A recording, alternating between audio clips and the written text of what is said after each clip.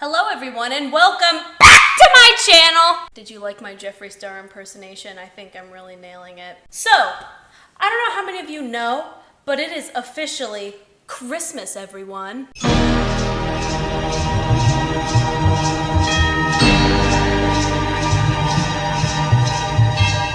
hope my dancing lines up with whatever music I choose. I don't know about a lot of people's houses, but in my house especially, baking is a big thing in general, but then you get to Christmas and oh my god, there are cookies everywhere, there are cheesecake things, there's fudge.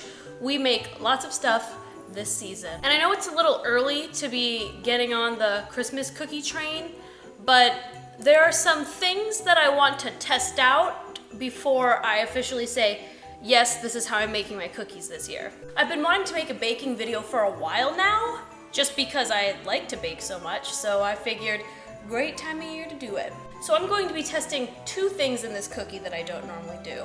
Number one is organic peanut butter. So organic peanut butter is a different consistency from like the Jif peanut butter that you normally get, and it's a slightly different flavor. Oh, maybe I should say what I'm making. I'll be making peanut blossoms, by the way, in case you're wondering. Organic peanut butter is a different texture from normal peanut butter, I guess, or is this the normal peanut butter? Our recipes, a lot of them were passed down from like a couple generations, like my grandma or something, and back then they used shortening a lot more because shortening was cheaper than butter. I don't know all the history about it. You can look it up. So a lot of our recipes have shortening instead of butter, and I've been slowly transitioning the shortening out of our recipes and trying to figure out what works, because you often need more flour when you use shortening. You often need more flour when you use butter instead of shortening. So I'm going to be actually mixing my shortening and butter in this recipe to see what that does to the consistency. Gonna be testing a lot of things. I hope this interests you. So, let's get started. Step number one, put your hair up, you nasty hoe. Blech. Okay, hair up. Step two, preheat that oven, yo. Now that's my coffee spoon, people. Now that the oven's reheating, I normally mix my wet ingredients. Wet?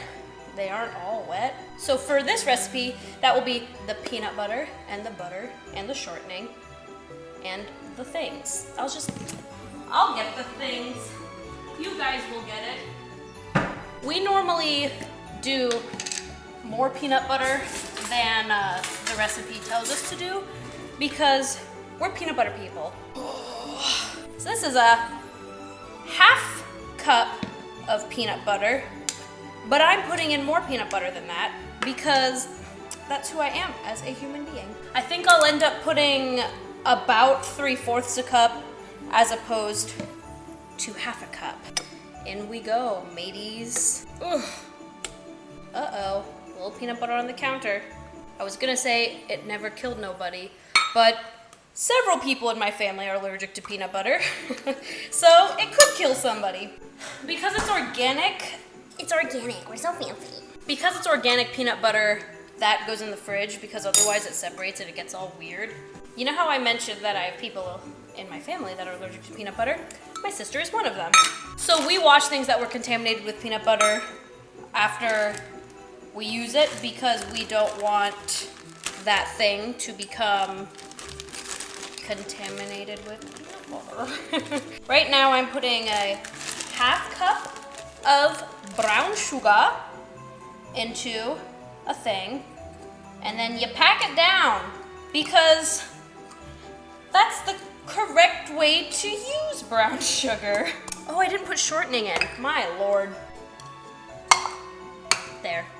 So what you should actually do is shortening before brown sugar. I don't know why I skipped to the brown sugar. Thankfully, I just put it in a cup that hasn't been used yet, so that brown sugar is ready for me to go. Oh, lordy. Oh, lardy. Get it? Because it's lardy. Is it? Isn't lard animal fat? This is vegetable fat, I guess. Pro baker.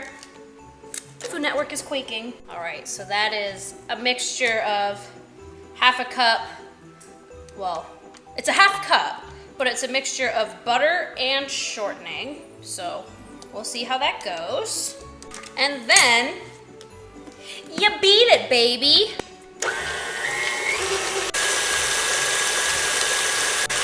Looks good. So once you beat your once you combine the peanut butter and Crisco, you will then add your sugars.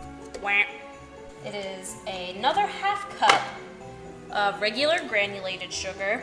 Again, what constitutes regular? What is normal? Because wouldn't brown sugar technically be more normal than regular sugar, since regular sugar, the molasses is taken out of it? So what is the truth?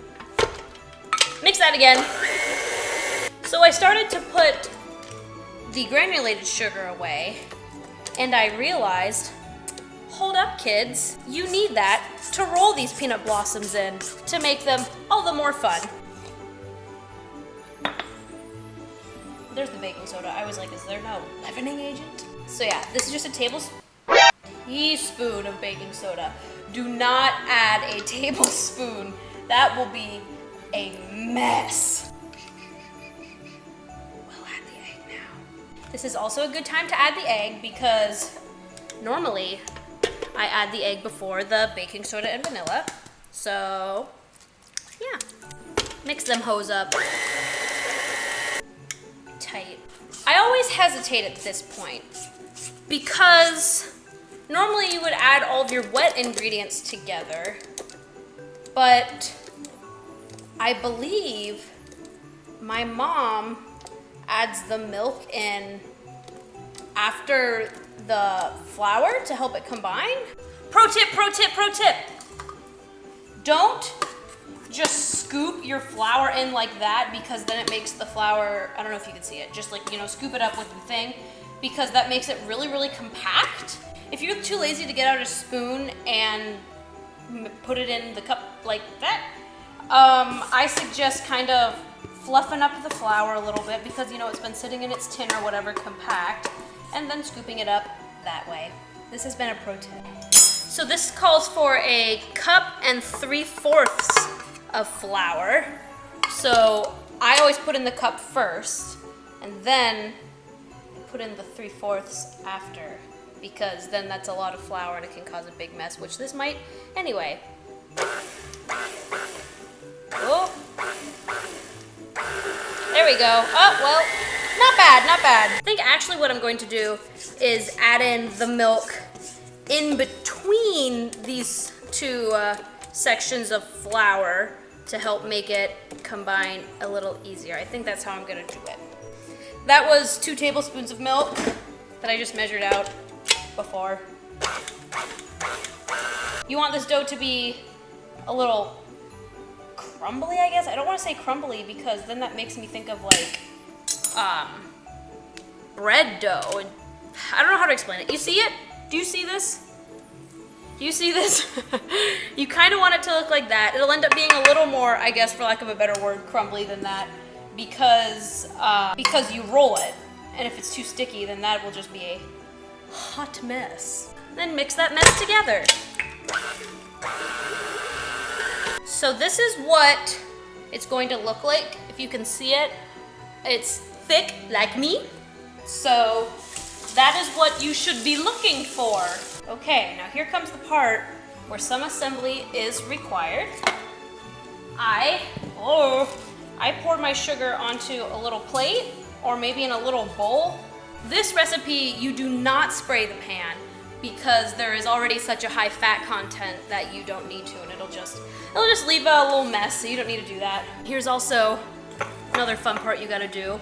Hershey's Kisses. I think I'm only going to make 2 to start. Another pro tip. So when you are making cookies, make like 2 to 4 test cookies so that you don't waste a whole batch's worth of cookies in an attempt to see what they look like, because you know, sometimes a recipe doesn't turn out how you thought it was going to, and then you are sad. So do a test batch, see how it works, and then you can make a full batch of cookies. Why I do what? I'm making a video. I'm showing it off to you. So once you have your little peanut butter ball, roll it up in some sugar. Take a little Hershey's Kiss and pop it on top. What's your issue? You don't do that till after it's cooked. Good thing Mom was here. And that's why you have a test batch, just in case your mom isn't here and can't remind you that. So I lied. I didn't lie, I just forgot. You don't pop the Hershey's Kiss on top until it's out of the oven, because then the Hershey's Kiss will melt inside the oven and it will be a mess. Did you see that? You probably didn't see that. This is why you don't need spray, because it's already moving around. So you put that in the oven for 10 to 12 minutes. Then you got yourself some cookies. While the cookies have been in the oven, I unwrapped a set of Hershey's Kisses. This recipe takes up normally like 30-ish kisses, but I don't know if it actually will, so I just unwrap an extra amount so that it's ready, so that the cookies aren't cooling while I'm trying to unwrap the kisses and get them on there. And they're done! Looking at them, I'm not 100% sure. Did you just see what I did? I should have explained it. I just put Hershey's on top of the hot cookies. But just from looking at them, I think that 10 minutes is fine. But this is why you do a test batch, because maybe you'd take it out and you'd be like, those are way underdone, or those are way overdone. And if you did 6 rows of 6 and used half of your dough, then you'd be very sad. You should you should let these cookies cool on a cooling rack. Nope. You should let these cookies cool on the sheet for a little bit, because if you don't, they're very soft when they come off the sheet, and they might break on the this. Man, should I do a taste test as well? Full Food Network star. Take a bite, and then when the camera's shut off, I spit it out on the floor, like Julia Child used to do. I don't think she spit it out on the floor, but she would throw her trash on the floor. What a queen. You do the same to the other 30-ish cookies that you make. And it sounds like a lot, and you think it's gonna take a long time, but because these cookies are smaller cookies, they roll up quickly, and it honestly only takes probably like 2 times in the oven for you to have finished all your dough. And I don't know if you saw, they don't spread that much either. So you can fit a bunch of them on the sheet and whack them in the oven, as the Brits say.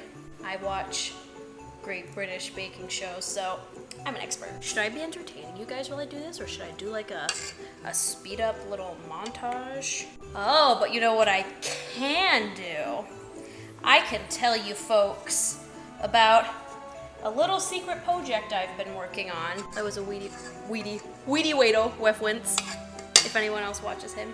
So, over the past month-ish, my friend and I have been writing some chicken haikus. What does this mean, you ask? It's a haiku from the perspective of a chicken. You can actually follow us on Twitter, Chicken Haikus. That's the Twitter handle. I don't think there's any spaces, it's just Chicken Haikus. If you don't know what a haiku is 5 syllables, 7 syllables, 5 syllables. It's 3 lines. It's deceptively easy. We've been having a lot of fun doing that. So much fun, in fact, that we made a book for Amazon.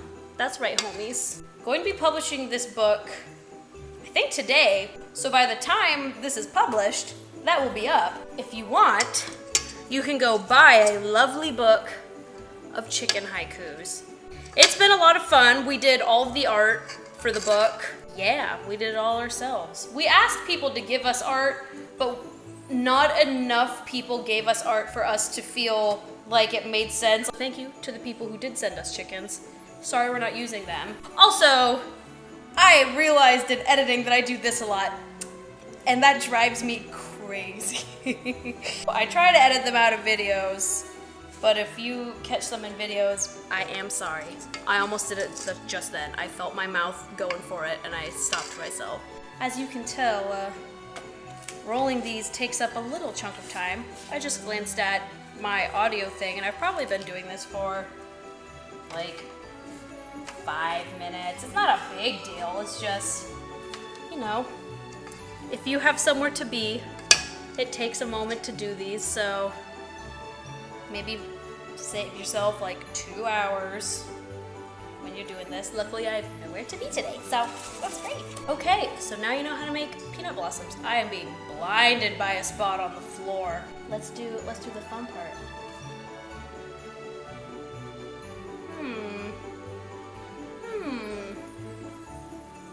Oh, I didn't get any kiss. Per usual. It's good! It isn't as peanut buttery as normal, but it's nuttier than normal, if you get what I'm saying. Do You know what I am saying? It's good though. I'm not going to go out of my way to go get the organic peanut butter or go out of my way to go get the Jif. I'll use what I have, and I'm happy with it. Didn't really change the texture at all, so that's good. Yeah. It's good. So now, you folks can go make your own peanut blossoms. Maybe I'll include the recipe in the description because I'm a great gal. That's it!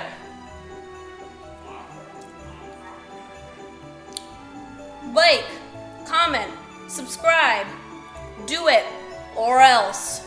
And buy Chicken Haikus if you're interested, because it's a grand old time. Existential Quandary, that's what the actual title of the book is. Existential Quandary Between a Chicken and God. That's the title of the book. So, get that if you're interested. Do all the things that the YouTubers tell you to do. And